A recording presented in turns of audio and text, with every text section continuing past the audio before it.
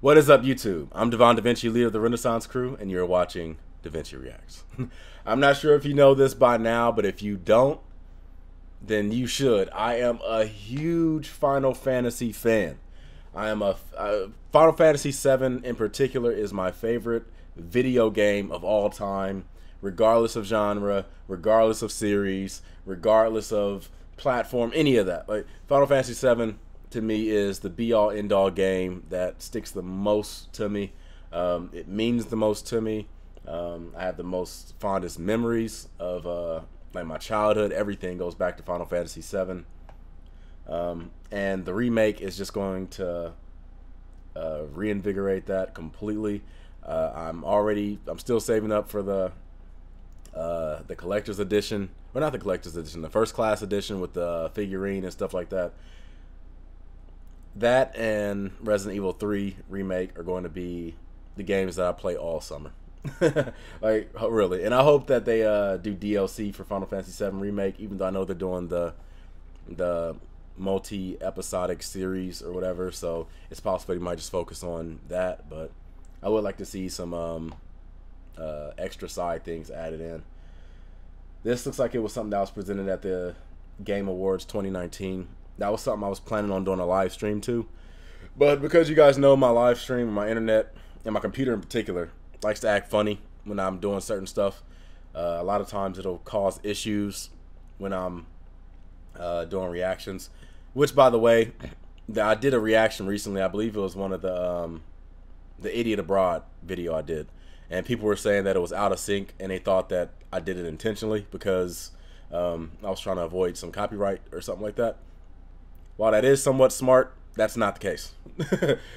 A lot of times being out of sync doesn't really matter to copyright, but that wasn't the case because it was just my computer that fucked up.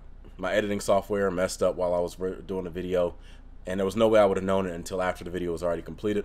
And whatever, I just left it up. If you guys believe that it's because copyright issues I'm trying to get around, fine. I'm cool with you guys believing that. I will leave it up that way. But hopefully when this game comes out, all the issues will be fixed, because I will be streaming this. I don't give a damn if I have to stream it at 2 frames per minute. I will stream this goddamn game. I don't care if you guys will be watching a slideshow. This game will be streamed on this channel. Let's jump into it and see what it has to offer. Look, I'm involved in things. Dude. Dangerous things.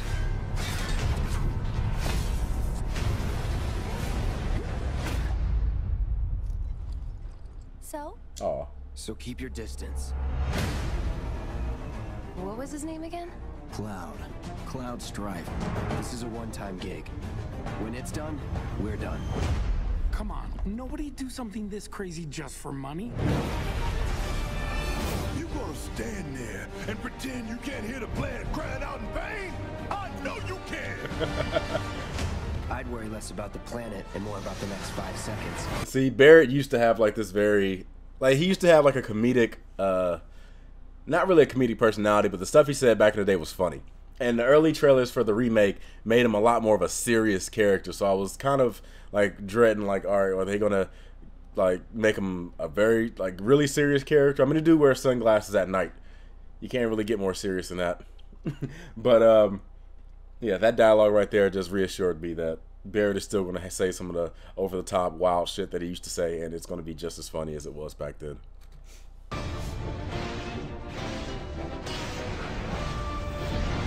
I think the hell out of that interview.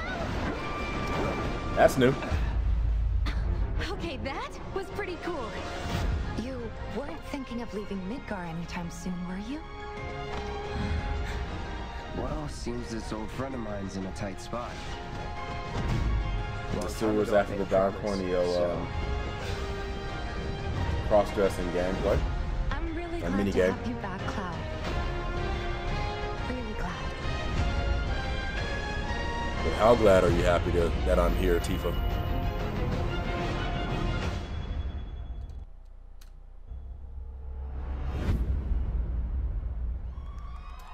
Okay. So again, comes out March 3rd, 2020. A month later, Resident Evil 3 remake comes out. I can't explain this, but I will try my best. For me, the most, like, everybody has their favorite system. Either it's the Super Nintendo or the PlayStation 2 or even like Game Boy or something like that.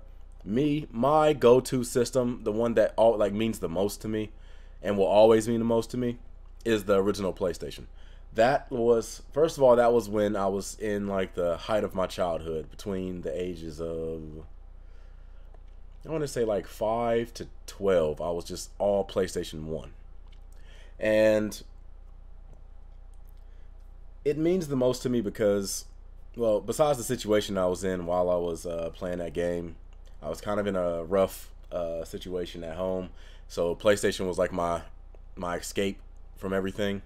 And that was around the time I met King Rutherford, and we've been friends ever since. The one thing that bonded us the most was Final Fantasy and PlayStation 1 in general.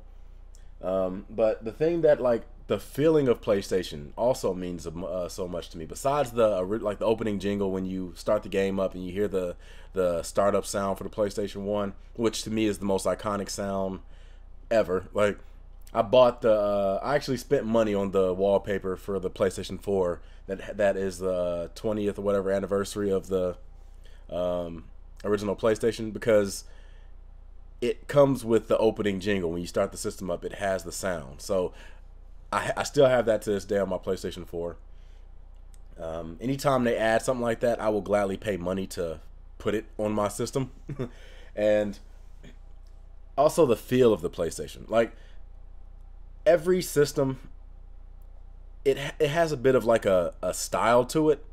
Like, you know, like certain games have styles to them. Like, there was a period in time, especially around PlayStation 2, when games visually had like a certain look to it. Like, everything was either brown or green, and no matter how like varied the colors were, it was still like a hue of brown or a hue of green in it, and it gave it a certain look. PlayStation, its feeling was like everything was like darker, but the colors were vibrant, and the contrast with everything was like dynamic. Like, that's what it's something that I really love. Like, if you think back to the games like Final Fantasy VII, the Resident Evil games, if you think back to like, well, Metal Gear Solid had a bit of a blue hue to it, but like Dino Crisis, like all these games had, like, besides the fact they were kind of like an urban look to them, they also had a lot of dynamic colors, like neon signs and things like that, like Tekken. Like, they had like this weird, like, darker look, but everything was very vibrant. And I love that aesthetic in games, like whenever they do something like that. And one of the things I like most about the fact that they're going back to these old PlayStation 1 games and remaking them is that you get that look back. Like, all that stuff is coming back. Like, if you've seen my reaction to the Resident Evil 3 remake trailer that I did a couple days ago, you'll see that everything has like that style to it. Everything's dark, but everything is very vibrant. The oranges like pop out, the yellows pop out, the reds pop out, and they're very, like, there's no blend to it. Like, the reds don't have like a pinkish hue, or no, they're just like strong reds and strong yellows.